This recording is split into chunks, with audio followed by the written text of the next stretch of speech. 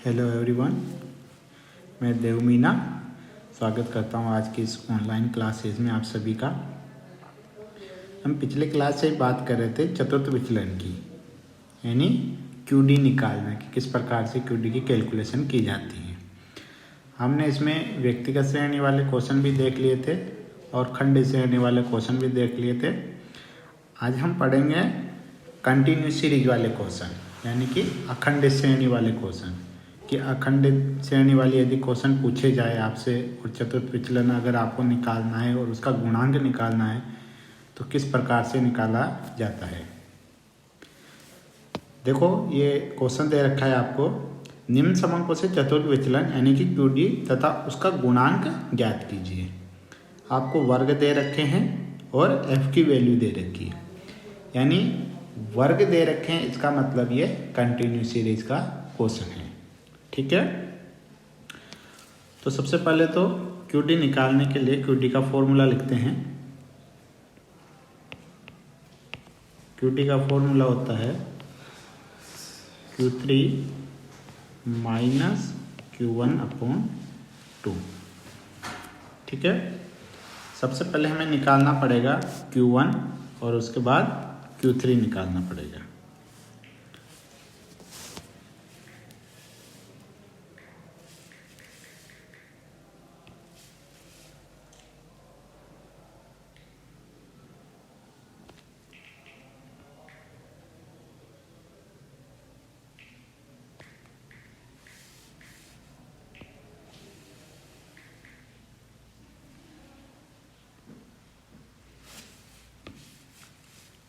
सबसे पहले तो निकालते हैं CF।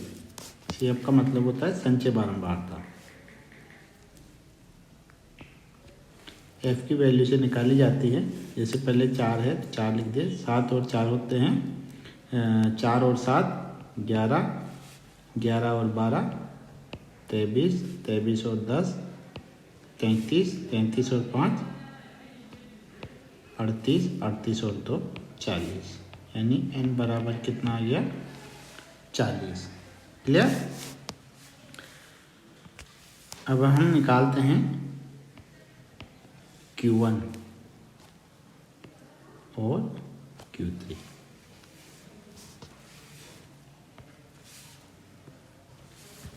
कैलकुलेशन से हम वैसी होती है जैसे मध्य का निकाली थी हमने। सबसे पहले निकालते हैं Q1, इसका फॉर्मूला होता है साइज ऑफ n/4th आइटम। ठीक है, बराबर साइज ऑफ n की वैल्यू कितनी है, देखो n बराबर 40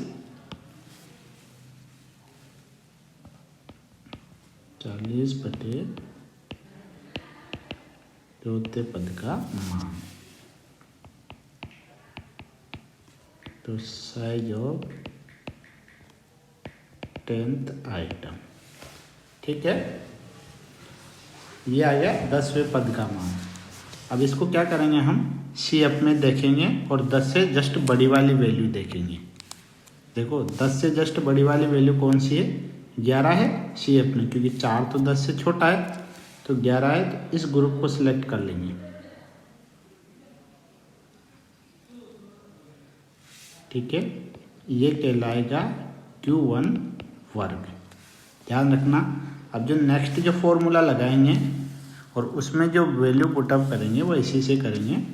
तो फॉर्मूला होता है Q1 का, Q1 is equal to L1 plus I/F Q1 minus C। ठीक है, अब यहाँ पर L1 का मतलब क्या होता है कि जो Q1 ग्रुप है इसकी निम्न सीमा, जो आपको ये ग्रुप दे रखा है 10 से 20, इसकी छोटी वाली वैल्यू ली जाती है। छोटी वैल्यू कौन सी है, 10। तो यहाँ पर कितना ले देंगे, 10 प्लस I का मतलब क्या होता है, वर्ग अंतराल। इसका वर्ग अंतराल, जो ये ग्रुप हमने सिलेक्ट किया है Q1 ग्रुप, इसमें वर्ग अंतराल कितने का है, 10 से 20। कितने का हो गया, 10 का हो गया।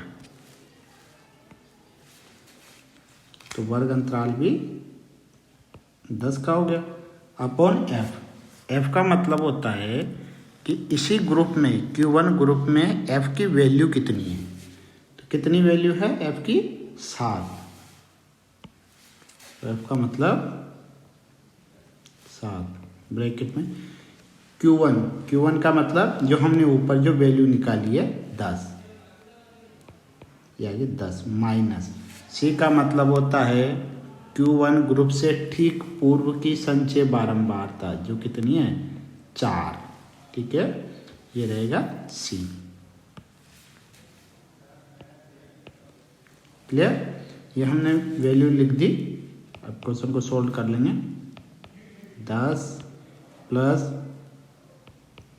10 अपॉन 7, 10 में से 4 गए तो 6 बराबर 10 प्लस 60/7। तो ये आ गया 10 प्लस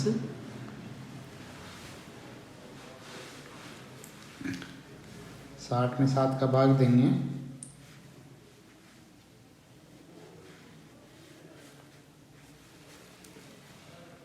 तो आ गया 8.57।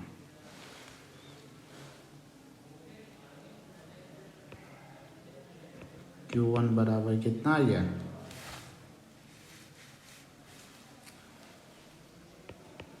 18.57।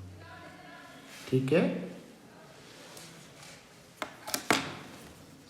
अब ऐसे ही Q3 निकालेंगे।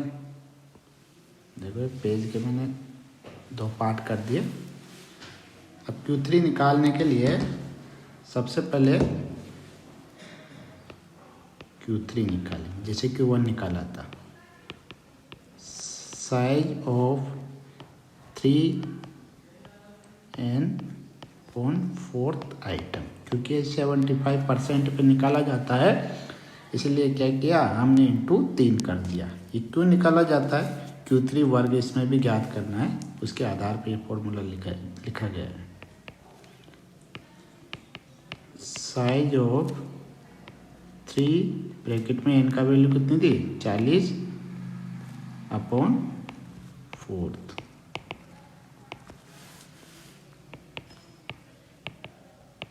साइज ऑफ कितना आ गया देखो, 10 × 3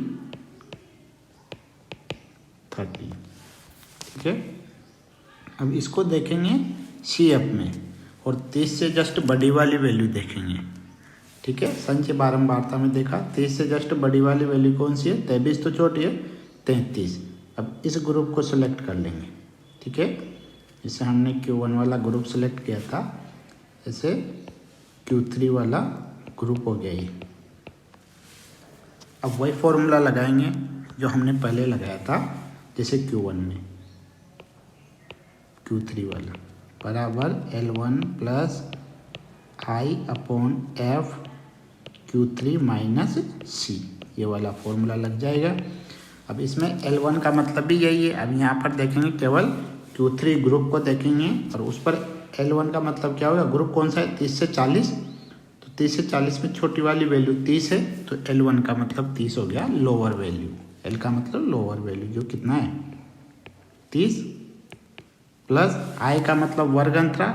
अब इसी ग्रुप में 30 से 40 वर्ग अंतराल इसमें भी 10 का है, तो I का मतलब 10 अपॉन F। F का मतलब हो गया कि इसी ग्रुप में Q3 जो ग्रुप है इस पर F की वैल्यू कितनी है, तो कितनी F की वैल्यू 10 है, तो F का मतलब हो गया 10। Q3 का मतलब जो हमने पहले वैल्यू निकाली थी Q3 की जो कितनी थी 30 माइनस। अब यहाँ पर C का मतलब क्या हो गया, Q3 वर्ग से ठीक पूर्व की संचय बारंबारता। तो इस वर्ग के लिए 23 जो है वो C की वैल्यू हो गई। ठीक, तो ये आ गया 23। अब सॉल्व कर लेते हैं। बराबर 30 प्लस 10/10 इंटू 30 में से 23 गए तो 7, तो बराबर 30 प्लस 70/10, तो कितना आ गया 30 प्लस 7, तो Q3 बराबर आ गया 37। क्लियर है। तो यहाँ पर हमने Q1 भी निकाल लिया, Q3 भी निकाल लिया। हमारा जो फॉर्मूला था यही था QD का, Q3 माइनस Q1/2। तो Q3 की वैल्यू कितनी आई थी, ये देखो Q3 की वैल्यू तो है 37 और Q1 की वैल्यू है 18.57। तो फॉर्मूले में लिख देते हैं 37 माइनस 18.57, यही थी अपॉन 2 जो फॉर्मूले में दे रखा है, बराबर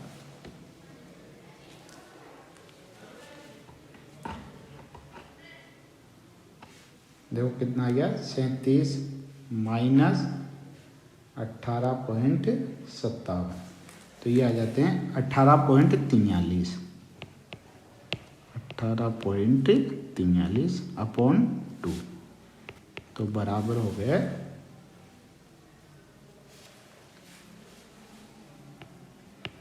9.22 बोल सकते हैं या 215 बोल सकते हैं। ये हमारा आंसर आ गया QD। ठीक है। अब इसका कोफिशिएंट भी पूछा गया है, यानी कि गुणांक भी पूछा गया है। कोफिशिएंट का फॉर्मूला मैंने बताया था,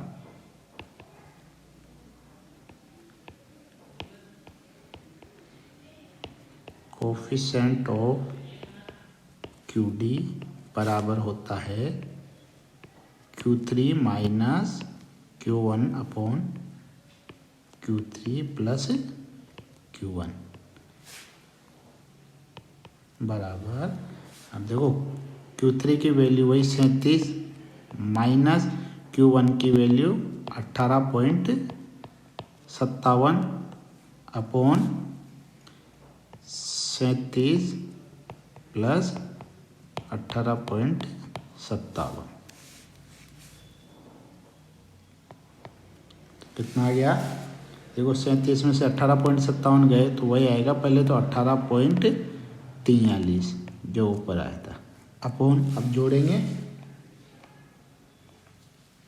तो 37 प्लस 18.57 बराबर हो जाते हैं 55.57।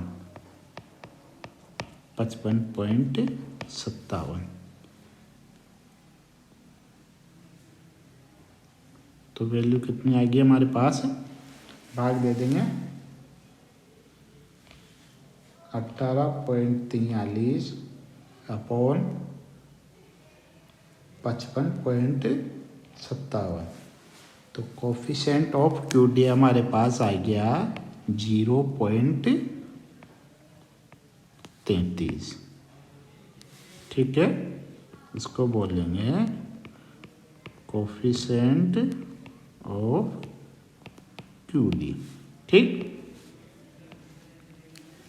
ये दोनों चीज़ें हमारी क्लियर हो गई।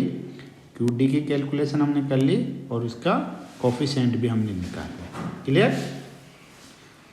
तो मुझे लगता है कि ये चीज़ आपको समझ में आ गई होगी कि चतुर्थ विचलन यदि कि QD निकालना हो और उसका गुणांक भी निकालना हो और क्वेश्चन जो है वो आपको कंटिन्यू सीरीज में दे रखा हो तो फिर उसकी कैलकुलेशन कैसे करते हैं, वैसे करते हैं जैसे मध्य का करते हैं। केवल अंतर ये है कि मध्य का जो है वो 50% पे वैल्यू निकाली जाती है और ये जो है 25% और 75% पे निकाली जाती हैं। तो लगभग निकालने का तरीका बिल्कुल सेम है। ठीक है, इसके बाद हम नेक्स्ट क्लास में नेक्स्ट टॉपिक देखेंगे। ठीक।